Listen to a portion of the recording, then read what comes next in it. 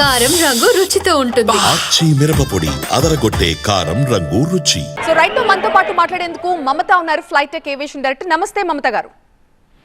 నమస్తే అండి. మమత గారు, నిజంగా ఫ్లైట్ యాక్సిడెంట్ అనేది తలుచుకుంటేనే ఒళ్ళు గగురు పొడుస్తుంది. ఎందుకంటే ఎన్నో సందర్భాల్లో ఫ్లైట్ ఎక్కినప్పుడు అమ్మో క్షేమంగా దిగుతామా అన్న భయం ఖచ్చితంగా చాలా మందికి కలుగుతుంది. బట్ రీసెంట్ టైమ్స్లో అసలు మన దగ్గర ఫ్లైట్ యాక్సిడెంట్స్ అనేవి మనం చూడలేదు. 4 ఏళ్ల క్రితం చూసాం ఒక మేజర్ యాక్సిడెంట్. ఏమనుకుంటున్నారు, ఈ ప్రమాదం ఎలా జరిగింది అనుకుంటున్నారు, అసలు ఏం జరిగి ఉండొచ్చు మీరు అనుకుంటున్నారు?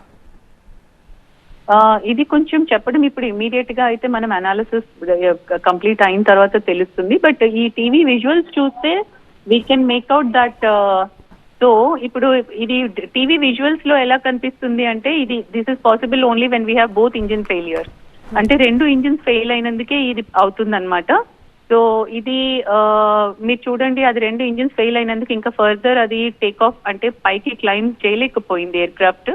అండ్ దానివల్ల అది అక్కడ నెమ్మదిగా ఆయన కూర్చోపెట్టేశాడు. అంటే కానీ ఇప్పుడు ఇంత పెద్ద అగ్ని ప్రమాదం ఎందుకు అవుతుంది అంటే టేక్ ఆఫ్ అప్పుడు ఫుల్ ట్యాంక్ ఉంటుంది fuel, and thousands of liters of fuel is there on board అన్నమాట. సో అది it is like live bomb లాగా ఉంటుంది. కానీ మమత గారు, మీరు చెప్తున్నారు 2 ఇంజన్లు ఫెయిల్ అయ్యి ఉండొచ్చు అని. ఎందుకంటే ఎంత గ్రౌండ్ స్టాఫ్ ఉంటారు, వాళ్ళంతా ముందే ఎంత చెకింగ్స్ ఉంటాయి, డైరెక్ట్ ఫ్లైట్ కొన్ని గంటల పాటు ప్రయాణం చేయాల్సి ఉంటుంది. ఎక్కడన్నా నిర్లక్ష్యం ఉండి ఉండొచ్చని మీరు అనుకుంటున్నారా?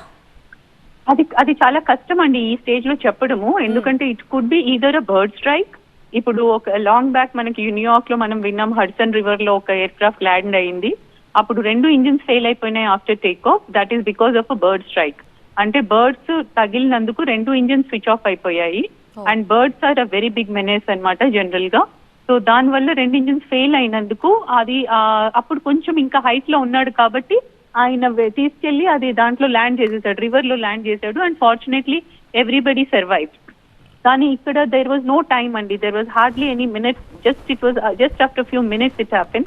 And it looks like both engines failed for whatever reason. అది ఏ రీజన్ అనేది మనకి ఇంకా ఇన్వెస్టిగేషన్ లో తెలుస్తుంది. And unfortunately it is fully populated area కాబట్టి the human loss is very heavy. కానీ మమత గారు, ఇలాంటి ఫ్లైట్ యాక్సిడెంట్స్ జరిగినప్పుడు బతికి బయటపడటం అనేది నిజంగా మృత్యుంజయులు అంటారు అలాంటి వాటి నుంచి బయటపడితే. కానీ ఈ ప్రమాదం జరిగిన తీరు చూస్తుంటే మీకు అనిపిస్తోందా ఆ ఫ్లైట్ లో ఉన్న వాళ్ళు ఎవరైనా కనీసం గాయాలతో బయటపడి ఉండొచ్చు? చాలా కష్టం అండి యాజ్ ఇట్ లుక్స్.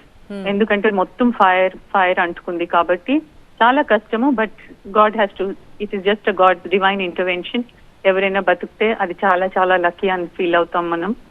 అండ్ అక్కడ ఇన్ని ఇండ్లు లేకపోయి ఉంటే డెఫినెట్ గా this could have been a saviour factor. ఈ ఇండ్లు ఉన్నందుకు there was no way that he could have saved anybody. So ఇప్పుడు మేము వింటున్నాం ఏంటి అంటే న్యూస్ లో దట్ కింద గ్రౌండ్ మీద కూడా చాలా మంది చనిపోయారని, and plus the passengers. So it's a huge loss అండి. కానీ మమత గారు, అసలు ఆ టైంలో అంటే కనీసం గ్రౌండ్ నుంచి కొంచెం ఎత్తులో ఉంటే ఖచ్చితంగా పైలట్లు ఏదో ఒకటి చేయగలిగేవారు, ప్రొవైడెడ్ మన కింద అంటే ఓపెన్ ఏరియా ఉండుంటే they could have landed into a bigger open area.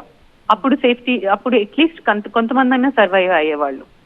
ఇప్పుడు ఎందుకు ఇప్పుడు we expect less survivors because of that. ఎందుకంటే అక్కడ మొత్తం పాపులేటెడ్ ఏరియా మీద అది పడినందుకు వెంటనే మంట అంటుకుంది అది. అంటే ఆ టైంలో పైలట్ల స్టేట్ ఆఫ్ మైండ్ ఎలా ఉండే అవకాశం ఉంది? వాళ్ళు ఏం చేయడానికి ట్రై చేస్తారు? ఇమీడియట్ గా ఫ్లైట్ క్రాష్ అవ్వబోతోంది అని అన్నప్పుడు వాళ్ళు ఏం చేస్తారు? ఆ టైంలో వాళ్ళు ఎలా బిహేవ్ చేయాలి? అంటే మాకు ఎమర్జెన్సీ ల్యాండింగ్స్ ఉంటాయండి, and he tried his best. Whatever we can see, the pilot has tried his best, and he was trying to control the aircraft in a very controlled way. He has brought it down.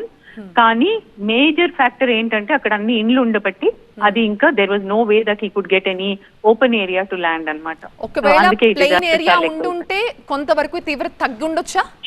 చాలా వరకు maybe he would have even landed safely also.